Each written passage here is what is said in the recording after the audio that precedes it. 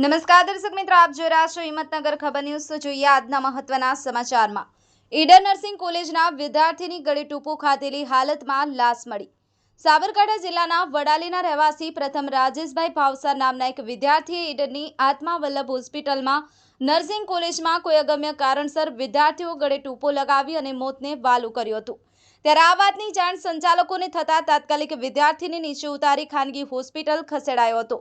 સમગ્ર બનાવ અંગે ઈડર પોલીસને જાણ કરાતા પોલીસ ઘટના સ્થળે આવી લાશને પીએમ અર્થે ખસેડી વધુ તપાસ શરૂ કરી હતી।